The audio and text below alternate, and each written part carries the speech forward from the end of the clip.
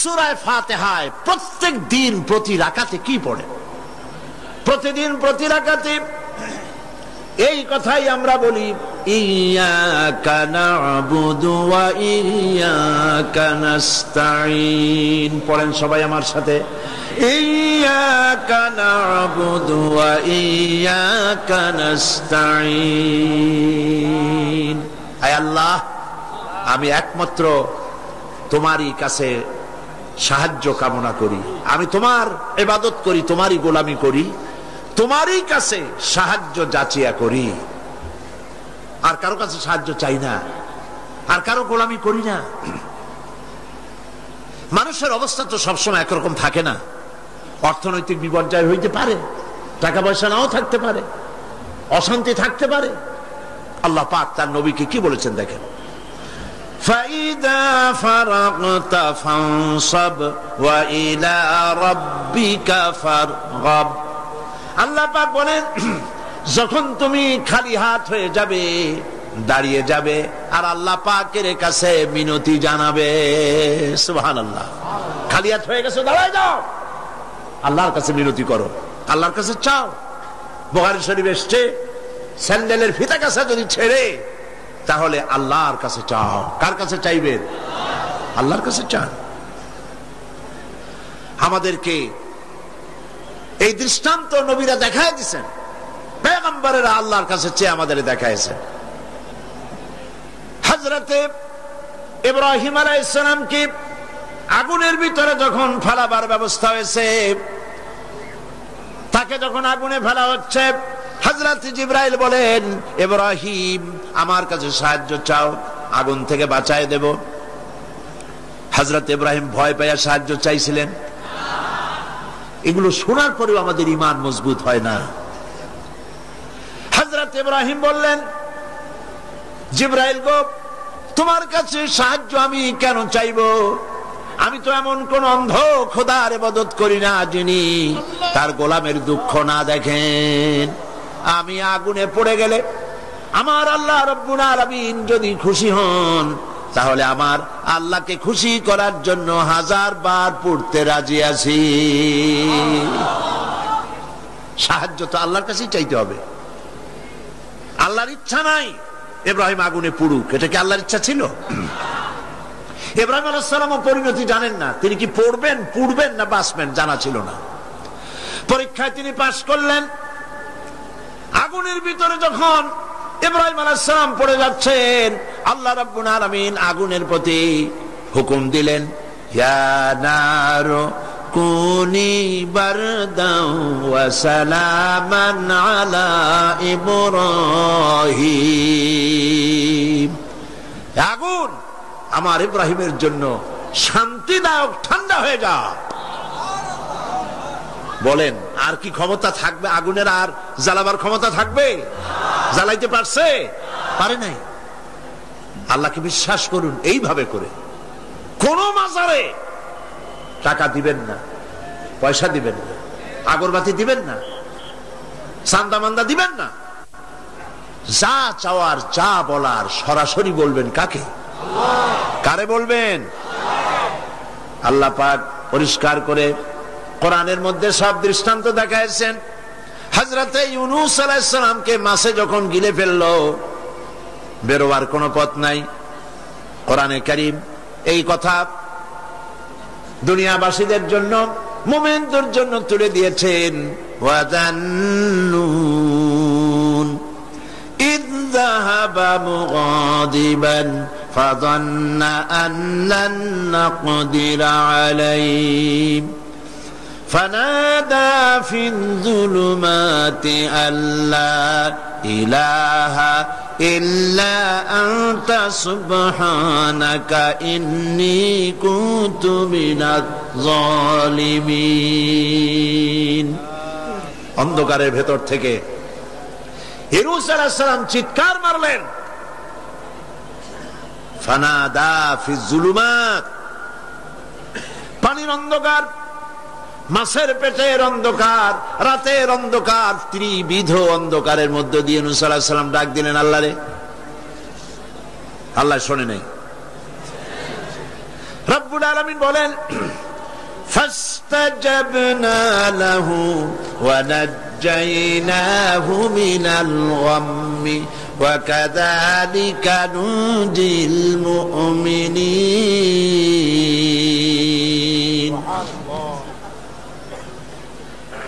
আল্লাহ রাব্বুল আলামিন বলেন আমি ইউনূসের ডাক শুনলাম আর ডাকের জবাব দিয়া দিলাম।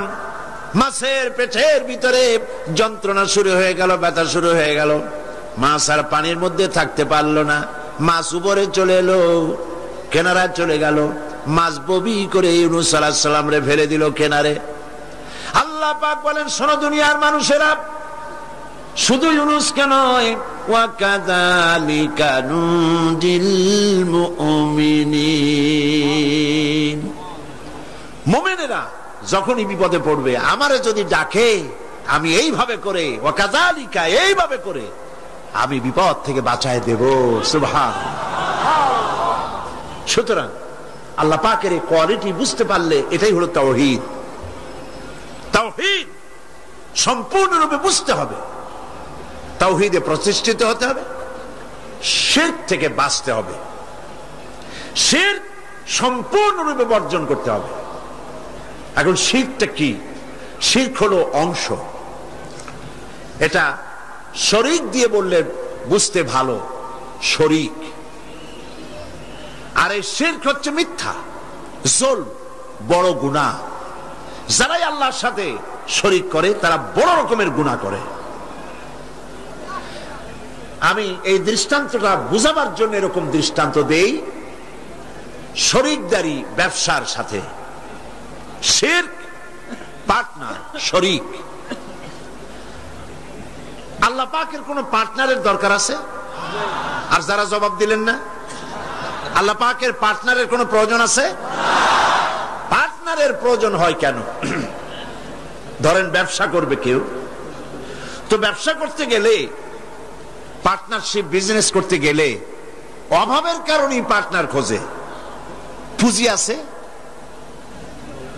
যা, সেই টাকা দিয়ে ব্যবসা চলবে না, একজন পার্টনার লাগবে পুঁজিওয়ালা। পুঁজির অভাবে মানুষ পার্টনার খোঁজে। আবার পুঁজি আছে কিন্তু বুদ্ধি নাই, লাইসেন্স নাই। বুদ্ধিওয়ালা লাইসেন্সওয়ালা একটা লোক পার্টনার হিসাবে নিতে চেষ্টা করে পার্টনারশিপ বিজনেসে।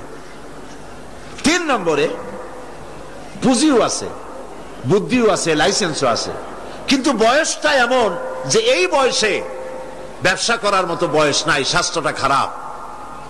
এই 3টা কারণে মানুষেরা পার্টনারশিপ বিজনেস করে। এখন আল্লাহর সাথে শরীক করলে আল্লাহ সহ্য করেন না, কারণ হলো আল্লাহর তো এই 3 অভাবের কোনো অভাব নাই। বুঝে আসে নাই মনে হয়? আল্লাহর পুঁজির অভাব আছে?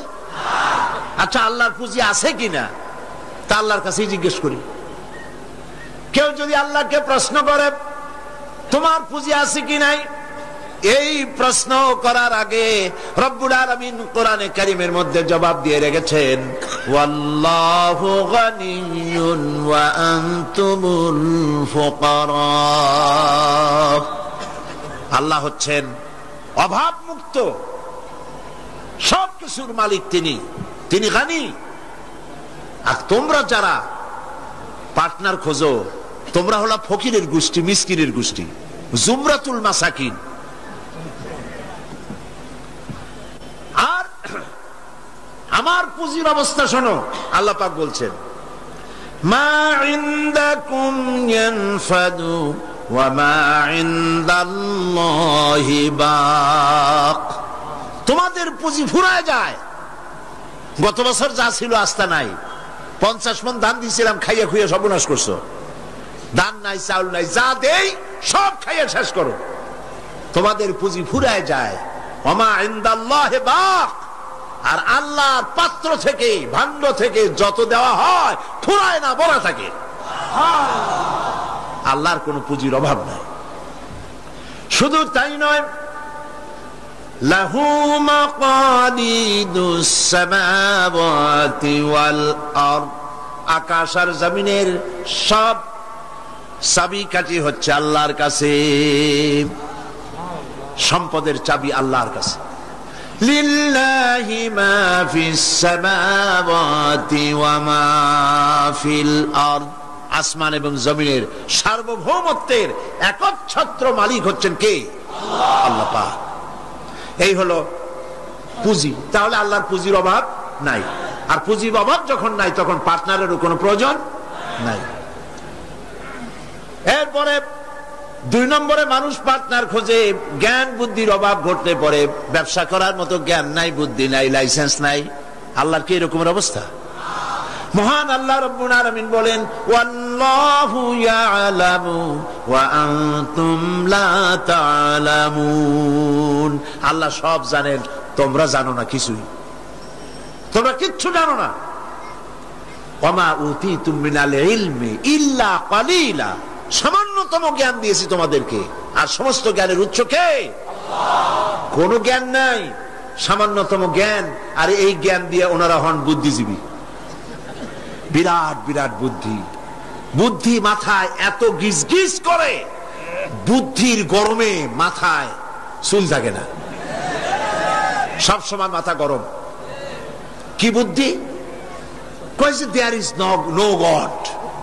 সব বুঝছি বলে কি বুঝছো? কয় যে দেয়ার ইজ নো গড, স্রষ্টা নাই, আল্লাহ বলতে কেউ নাই। নাউযুবিল্লাহি মিন যালিক।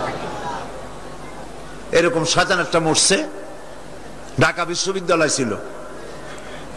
মরার পর সেই সময়ের প্রধানমন্ত্রী তিনি বললেন, বাংলাদেশের নাকি এই লোক মরায় খুব ক্ষতি হয়েছে। আমি বলেছি ক্ষতি কিছু হয় নাই, বরং ভালো হয়েছে, শয়তান একটা কমছে। এ মরার আগে বলেছে, আমারে কাফন দিবা না, দাফন দিবা না, গোসল করাবা না। কি করবা? তো বলে মরার পর আমারে নিয়ে মেডিকেল কলেজে দিবা, ছাত্ররা আমারে দিয়ে অপারেশন শিখবে, যাতে যাতে মানুষের অপারেশন করে উঠে রুগীরে ভালো বানাইতে পারে। মরার পর তার কথা মতো যখন মেডিকেল কলেজের দিকে লাশ নিয়ে যাওয়া হচ্ছিল, ছেলেরা বলছে, লা হাওলা ওয়ালা কুওয়াতা ইল্লা বিল্লাহ, আমরা মাপ চাই। সারা জীবন আল্লাহরে অস্বীকার করছে। ওই লোকটারে দিয়া কাটা ছেঁড়া শিখা যদি কোন লোকের অপারেশন করি, যাও রুগী বাঁচবে, তাও বাঁচবে না, মরবে। ফিরাও শয়তান। বাডমের মারিচুরিতে ডিপ ফ্রিজের মধ্যে এ শয়তানের লাশ এখনো আছে। লাশের অবস্থা এমন হয়েছে, যদি রাস্তা ভালাইয়াও দেয়, কবর তো হবে না, কপালে নাই, কবর হবে না, দাফন হবে না। আল্লাহর সাথে নাফরমানি করলে কি সাজা হয় আল্লাহ দেখান। আল্লাহরে যদি মানত, গোসলটা হইতো, কাফনটা হইতো, জানাজাটা হইতো, মানুষের দোয়া করতো। কপালে নাই, কপাল পোড়া, আল্লাহরে অস্বীকার করছে বুদ্ধির ঠেলায়। লাশের অবস্থা এমন হয়েছে, এখন যদি রাস্তায় ভালাইয়া দেয়, কুত্তাও খাবে না। কারণ আমাদের দেশের কুত্তা এত অভদ্র না যে এত পচা লাশ খাবে। প্রিয় ভাই, সব আল্লাহ পাক সব জানেন, তোমরা কিচ্ছু জানো না। হ্যাঁ, তোমরা জানবা যদি কোরআনের কাছে আসতে পারো। আসল বুদ্ধি, আসল জ্ঞান কোরআনের ভিতরেই। সুবহানাল্লাহ। এরপরে তাহলে দেখা গেল 2 নম্বর পুঁজিও আল্লাহর আছে। আছে কিনা? পার্টনার দরকার আছে? পার্টনারের দরকার নেই। 3 নম্বরে শক্তির অভাব, সেজন্য পার্টনার খোঁজে। আল্লাহর শক্তির খুব অভাব নাকি? শক্তি টের পাইছেন কিনা? টের পাইছেন কিনা? বুঝে নিয়েন কি কইতে চাই। আল্লাহ রাব্বুল আলামিনের শক্তি কত প্রচন্ড।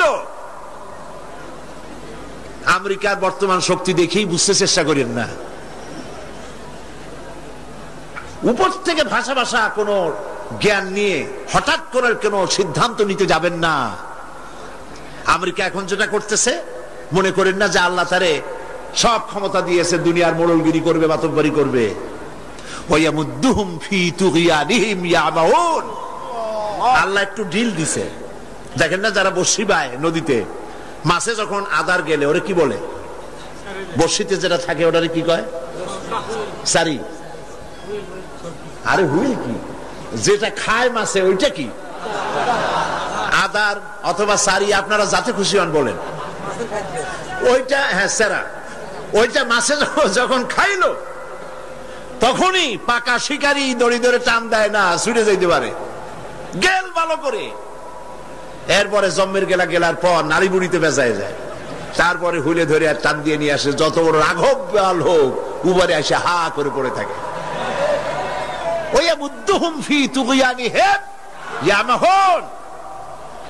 আল্লাহ পাক ঢিল দিয়ে দিছেন, হাত লম্বা করে দিছে। আফগান মারতেছে আমেরিকা বসে, হাত এত লম্বা।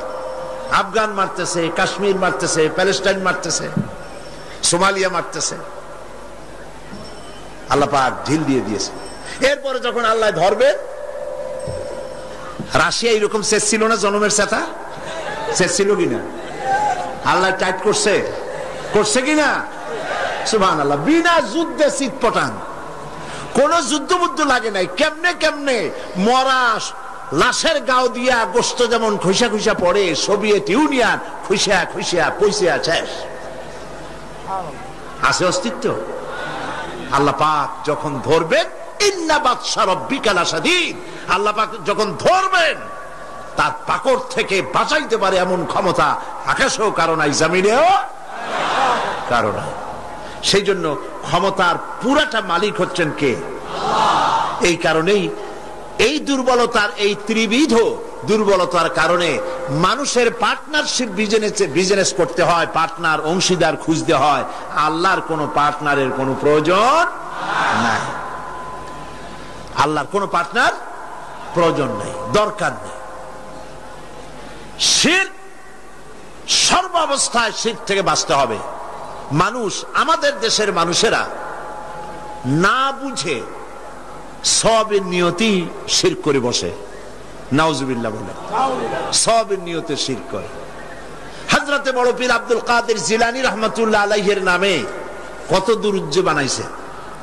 ইয়া আব্দুল কাদের জিলানী শাইয়ান লিল্লাহ, নাউজুবিল্লাহ বলবেন না? নাউজুবিল্লাহ বলবেন না? হযরত বড় পীর আব্দুল কাদের জিলানী রাহমাতুল্লাহ আলাইহি নিঃসন্দেহে আল্লাহর মাহবুব বান্দা, বড় ওলি, পীরে কামেল, মাহবুব সুবহানী আমরা তাকে বলি। কিন্তু ইয়া আব্দুল কাদের জিলানী শাইয়ান লিল্লাহ, হে আব্দুল কাদের জিলানী আপনি আমাদেরকে কিছু দেন, সাহায্য করেন। নাউযু বিল্লাহি মিন যালিক। যারা এই যত দুরূদ পড়ে তারা জাহিল, জাহিল, জাহিল। এই ধরনের দরুদ যারা শিক্ষা দেয় তারাও জাহিল।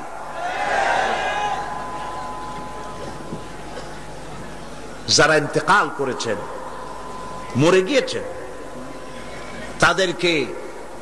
তাদের কাছে কিছুই চাওয়া যাবে না, চাইতে হবে কেবলমাত্র কার কাছে? কার কাছে? এই জন্য আল্লাহ রাব্বুল আলামিন কোরআনে কারীমের মধ্যে বলেছেন, লা তুশরিক বিল্লাহ ইন্নাশ শিরকা লাযুলমুন আযীম। কথাটা আসলে হযরত লোকমান হাকিমের। তিনি তার ছেলেকে বুঝাচ্ছেন, ছেলেকে যতগুলি নসিহত তিনি করেছেন। সূরা লোকমানের তাফসীর করছিলাম না কেন, মনে আছে আপনাদের?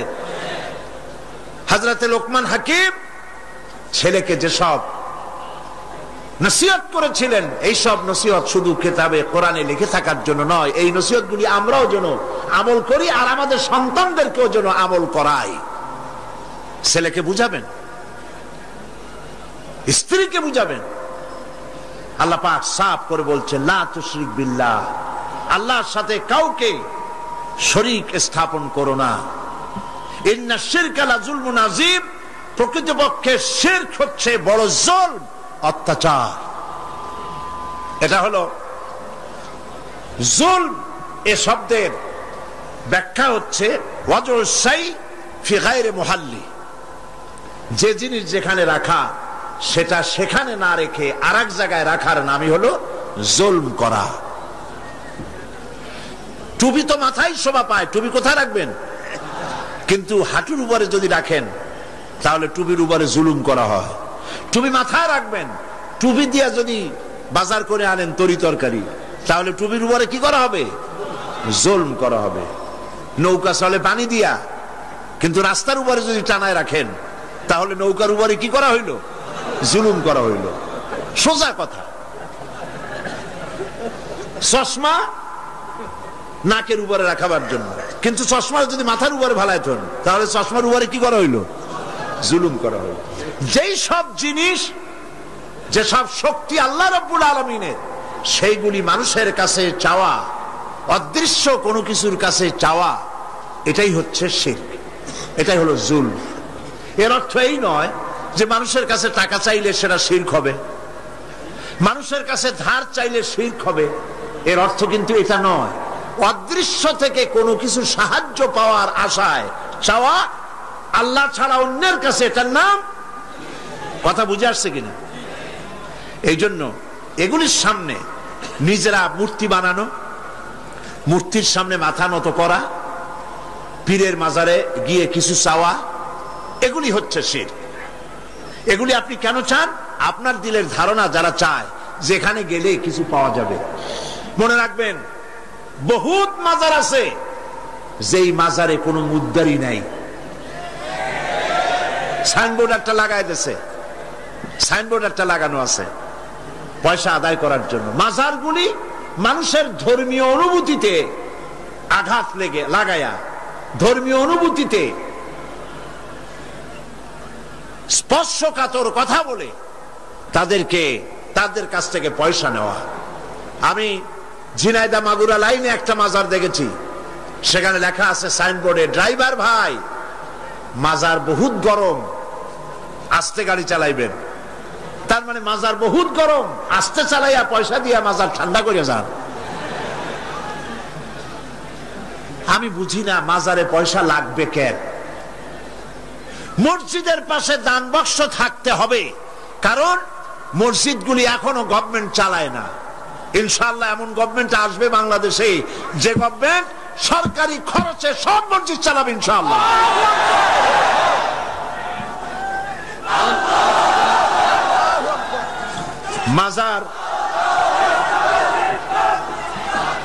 মাজারে চান্দার বাক্স কেন?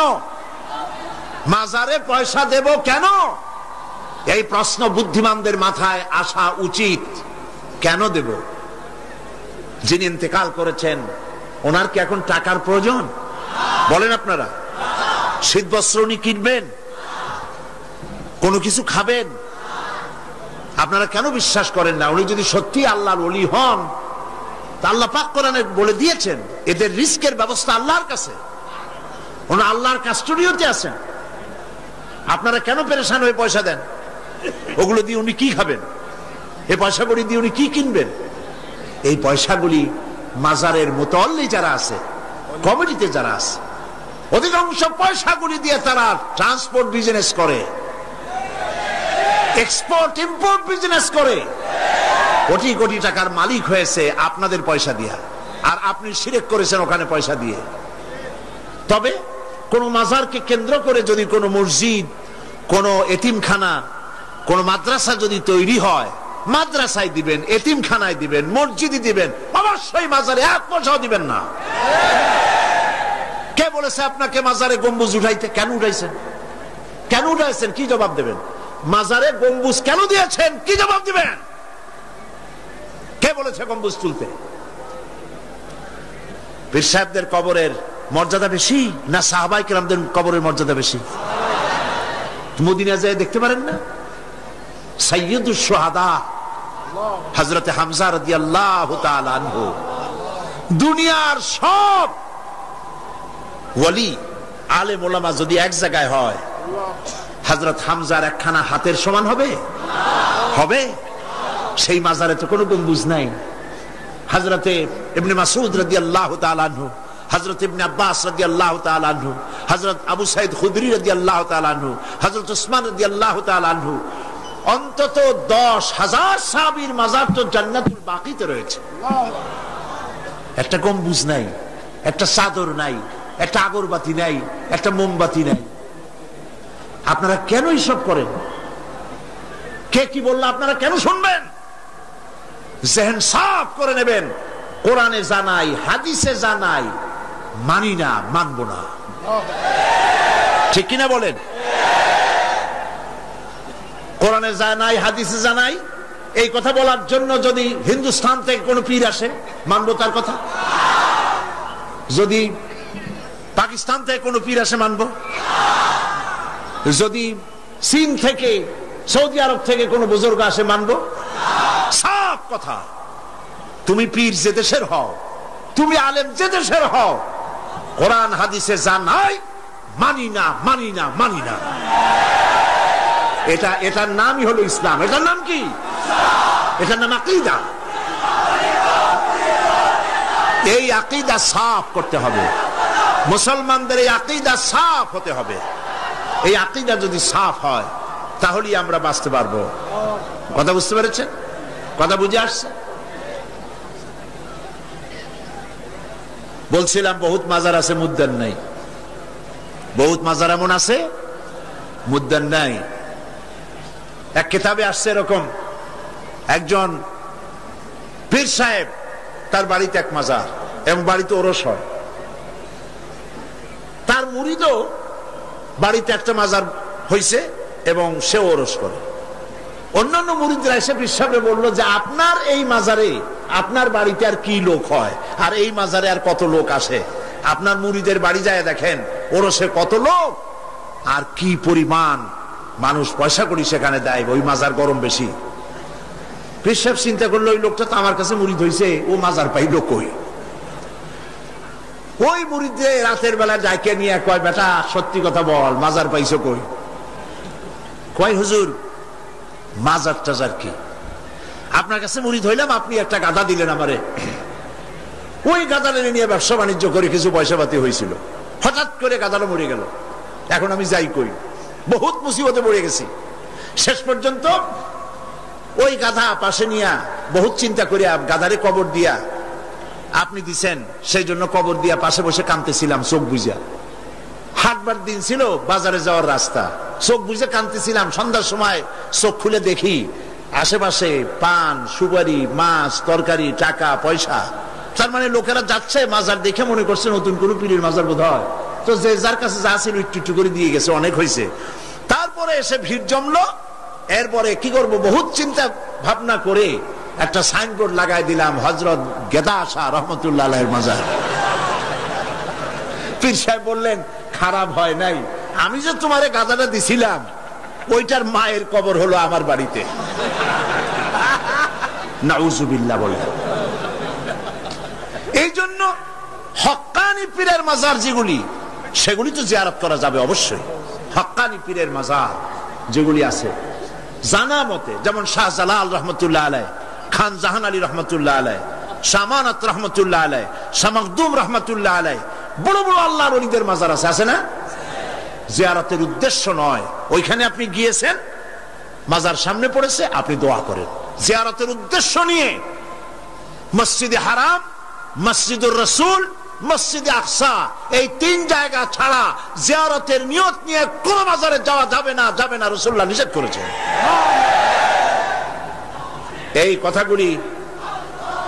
এই কথাগুলি যদি আমাদের মনে থাকে তাহলে আমরা উপকৃত হতে পারবো। বলি আলহামদুলিল্লাহ, বলেন আলহামদুলিল্লাহ। আপনি আমার আল্লাহ কি শুনতে পান না? বলেন পান কিনা? তিনি দেখতে পান, তিনি সব শুনতে পান, সব দেখতে পান। কাজী যা বলবেন আল্লাহকে বলেন। ওয়াইজা সাআলতা ফাসআলিল্লাহ ওয়াইজা ইসতাআনতা ফাসতাইন বিল্লাহ।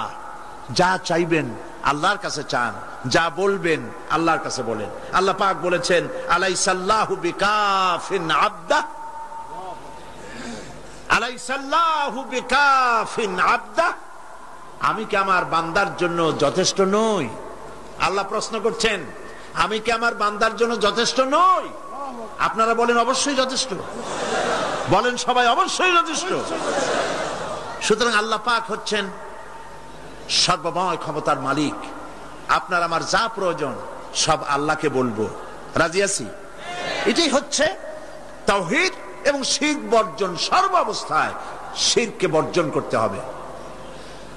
হযরতে মুআজ রাদিয়াল্লাহু তাআলা আনহু তিনি হাদিস বর্ণনা করেছেন, নবী করিম সাল্লাল্লাহু আলাইহি সাল্লাম বলেছেন, ইয়া মুআজ তিনবার ডাকলেন। হযরত মুআজ বললেন লাব্বাইক ওয়া সাদাইক। হুজুর বললেন মুআজ তুমি কি জানো বান্দার উপরে আল্লাহর হক কি, আবার আল্লাহর উপরে বান্দার হক কি?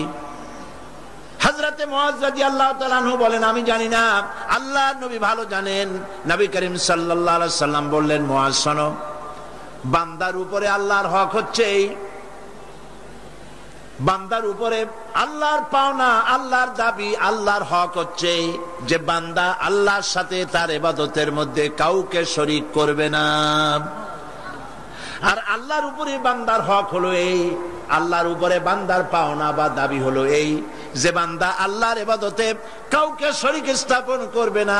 আল্লাহ রাব্বুল আলামিন তার জন্য জাহান্নামের আগুন হারাম করে দিবেন। শিরক সর্বাবস্থায় বর্জন করতে হবে। এবং এই জন্যে শিরক হচ্ছে একটা বোমার মতো। আপনারা জানেন যে বোমা, কোন জায়গায় যদি বোমা মারে কেউ, বিল্ডিং উড়ে যায়, জায়গা গর্ত হয়ে যায়। একটা বিল্ডিং বানাতে খরচ হলো 50 লক্ষ টাকা, 1 কোটি টাকা বা 5 কোটি টাকা খরচ হয়েছে একটা বিল্ডিং করতে। এটা উড়ায় দেওয়ার জন্য মাত্র কয়েক কেজি ওজনের একটা বোমা যথেষ্ট। এই বোমার দাম কি আমি জানি না।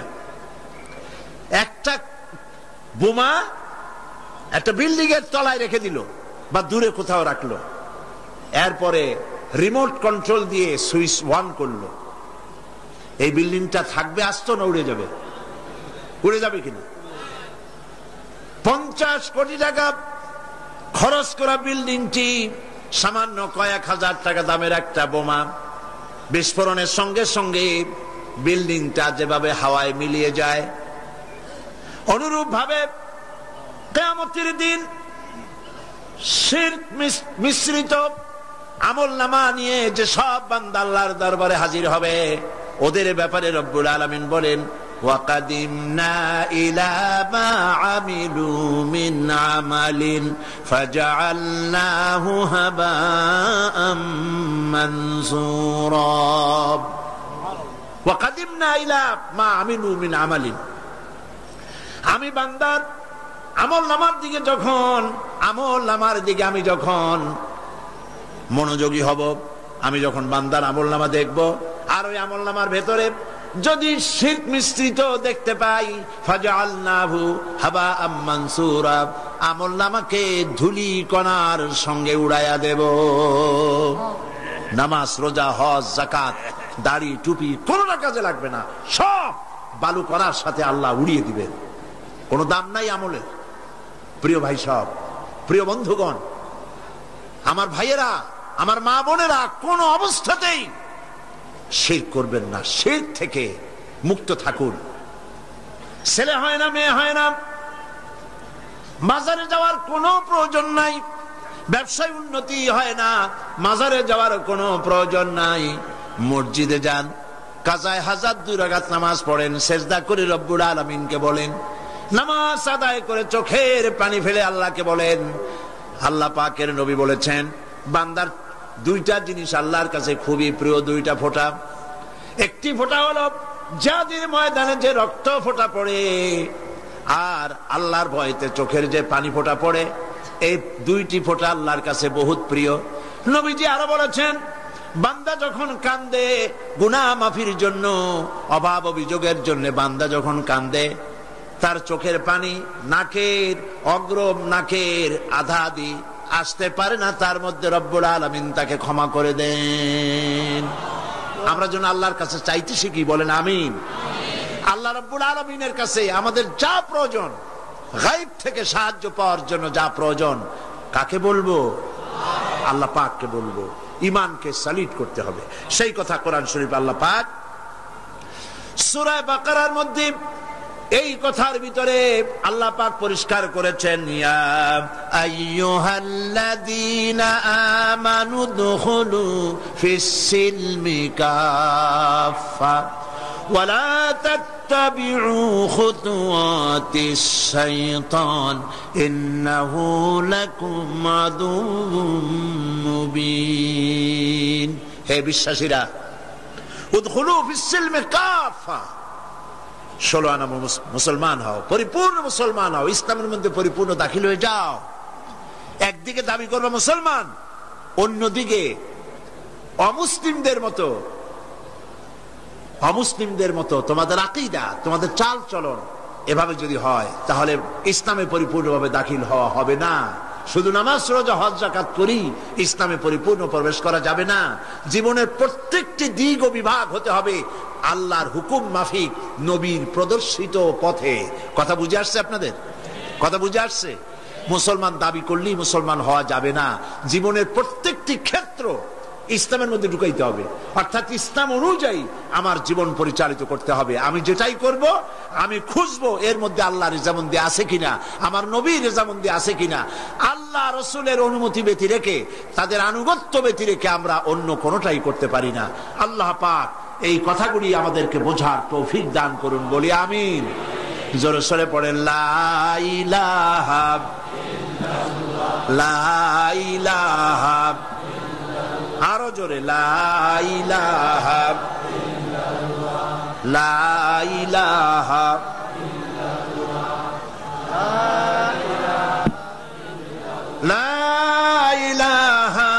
ইল্লাল্লাহ মুহাম্মাদুর রাসূলুল্লাহ। আমরা এখন মোনাজাত করব,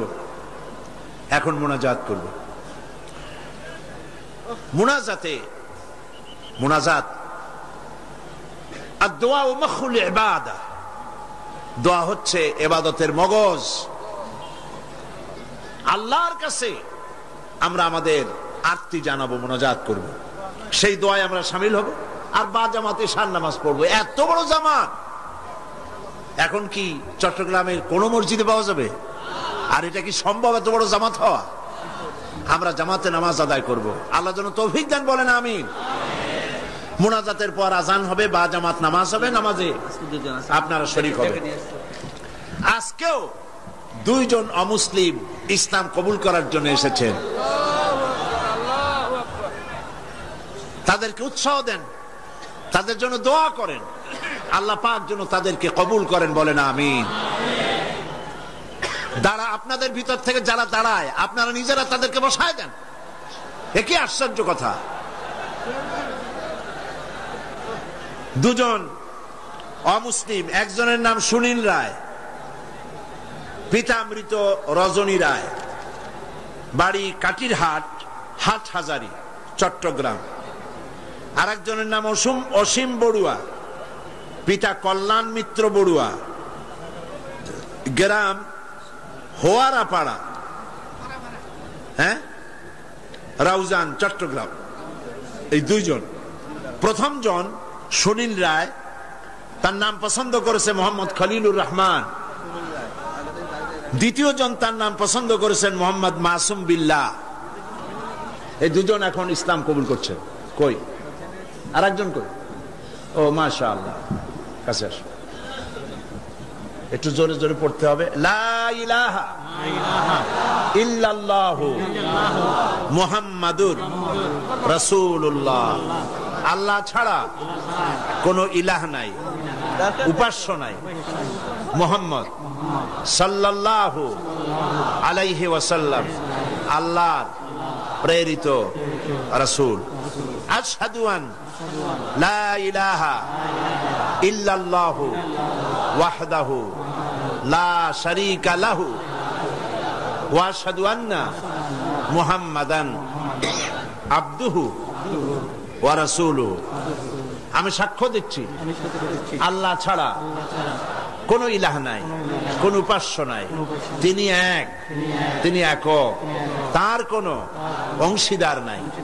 আমি আরো সাক্ষ্য দিচ্ছি মুহাম্মদ সাল্লাল্লাহু আলাইহি ওয়াসাল্লাম আল্লাহর বান্দা এবং তার প্রেরিত রাসূল। বলো আসসালামু আলাইকুম। সবাই বলেন ওয়ালাইকুম আসসালাম। আমরা না, আর বলতে হবে না। আমরা এই 2 জন নতুন মুসলমান, আমাদের ভাই, বলেন আলহামদুলিল্লাহ। আল্লাহ যেন তাদের ইসলামী জীবন যাপনের, সুন্দরভাবে ইসলামী জীবন যাপনের তৌফিক দেন, বলেন আমিন। এবং ইসলাম কবুল করার কারণে কোনো অসুবিধা, ঘটনা, দুর্ঘটনা, নানান রকমের অসুবিধা থেকে আল্লাহ পাক যেন তাদেরকে হেফাজতে রাখেন এবং আল্লাহ পাক যেন তাদেরকে খাঁটি মুমিনে পরিণত করে দেন। ইসলাম কবুল করার কারণে এই বিশাল লাখো জনতার পক্ষ থেকে আমি তাদেরকে আলিঙ্গন করছি।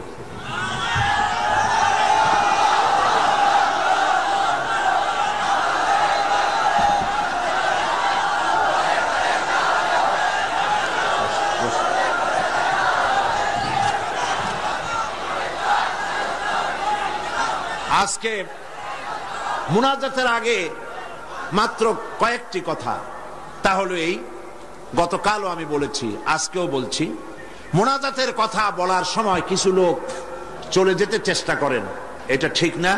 মুনাজাত করেই যাবেন, এটি মনে রাখবেন আপনারা মেহেরবানি করে। মনে থাকবে তো? তারপরে কথা হচ্ছে, গতকালও বলেছি, প্রত্যেক দিন আপনারা পকেটে করে টাকা নিয়ে আসবেন। তাফসিরের মাহফিল জীবনের শ্রেষ্ঠ সম্পদ মনে করবেন এবং একটা বাজেট রাখবেন তাফসিরের মাহফিলের জন্য। আমি গতকাল বলেছি, হযরত মাওলানা শামসুদ্দিন সাহেব খুব পেরেশানিতে আছেন তার সমস্ত লোকজন নিয়ে, যেহেতু অন্তত 20 না 25 লক্ষ টাকা, কত 22,60,000 টাকা, প্রায় ধরুন 23 লক্ষ টাকা তাদের বাজেট। তো এই টাকা, আমার বিশ্বাস, আমার অন্তরের অন্তঃস্থল থেকে বিশ্বাস, এই টাকা যা বাজেট আছে তার থেকে বেশি হবে ইনশাআল্লাহ। আল্লাহ দিবে, বলেন আমিন। তা আপনারা মেহেরবানি করে টাকা নিয়ে আসবেন, বাড়ি থেকে প্রতিদিন আনবেন এবং প্রত্যেক দিন এই বাক্স রাখা আছে না সব জায়গায়? বাক্স আছে, চাদর আছে। আল্লাহর হস্তে আমার মায়েরা, আমার বোনেরা, আপনারা সবাই মিলে টাকা দিয়ে যাবেন। মা বোনদের জন্য আমার শারীরিক কারণে আলাদা কোনো প্রোগ্রাম করতে পারবো না এবার, তবে তাদের জন্য আলাদা আমি একটা দিন আলাদা বক্তব্য রাখবো ইনশাআল্লাহ। এই মাহফিলেই মা বোনদের জন্য আলাদা বক্তব্য রাখবো ইনশাআল্লাহ। বলি ইনশাআল্লাহ। মা বোনেরা, ভাইয়েরা, সবাই মিলে এই মাহফিলের জন্য প্রচুর পরিমাণ টাকা আপনার পক্ষে যা সম্ভব আপনি দিবেন, বন্ধুদের কাছ থেকে আদায় করে দিবেন। আল্লাহ যেন তৌফিক দেন, বলেন আমিন। এরপরে গতকাল বলেছিলাম, ঢাকা থেকে এবং চট্টগ্রামের পুস্তক ব্যবসায়ীরা লক্ষ লক্ষ টাকা পুঁজি ইনভেস্ট করে এই চট্টগ্রাম তাফসীর মাহফিলে বিক্রয়ের আশায়। আর এই বইপত্রগুলি সব আপনাদের ঈমান বৃদ্ধির কাজে লাগবে, বলেন আমিন। বহুত বই আছে এখানে, বই অনেক। বৃহস্পতিবার সকাল 10টা থেকে শুধু মহিলাদের জন্য আমাদের বলবো। তো এই বইয়ের, ইসলামী বই মানুষকে ঠকায় না। নাস্তিকদের লেখা বই পড়লে ঈমান নষ্ট হয়, কিন্তু আলেমদের লেখা, ওলামাদের লেখা বই পড়লে ঈমান বৃদ্ধি পায়, বলেন আলহামদুলিল্লাহ। কারণ তারা কোরআন হাদিস দিয়েই বই লেখেন। কোরআন হাদিসের বই দিয়ে স্টলগুলি ভরা। আমি গতকালও বলেছি, এত বড় বই মেলা বাংলাদেশের কোথাও নাই। ইসলামী বইয়ের এত বড় মেলা বাংলাদেশে হয় না। আপনারা মেহেরবানি করে যাওয়ার সময় স্টলগুলিতে যাবেন এবং বইপত্র কিনবেন। ফাতিহাতুল কিতাব, সূরা ফাতিহা ছাড়া নামাজ হয় না। এই সূরায় এমন কি আছে যা না পড়লে নামাজ হবে না? সেই জন্য সূরা ফাতিহার তাফসীর আমি যেটা করেছিলাম এবং সম্পাদনা করেছি, লিখেছি, যারা সেবেছে তারা নাম রেখেছে তাফসীরে সাঈদী। সূরা ফাতিহার তাফসীর বাংলা ভাষায় সূরা ফাতিহার উপরে সর্ববৃহৎ কিতাব, 780 পৃষ্ঠার এই কিতাবখানা প্রত্যেক দোকানে পাওয়া যাবে। আপনি নিবেন, বন্ধুদেরকে নিতে বলবেন এবং মহিলাদেরকেও আপনারা নিয়ে দেওয়াবেন সূরা ফাতিহা বোঝার জন্য। আল্লাহ পাক সকলকে তৌফিক দিন এবং পুরা তাফসীরকে বোঝার জন্য। তাফহিমুল কোরআন ফি জিলাল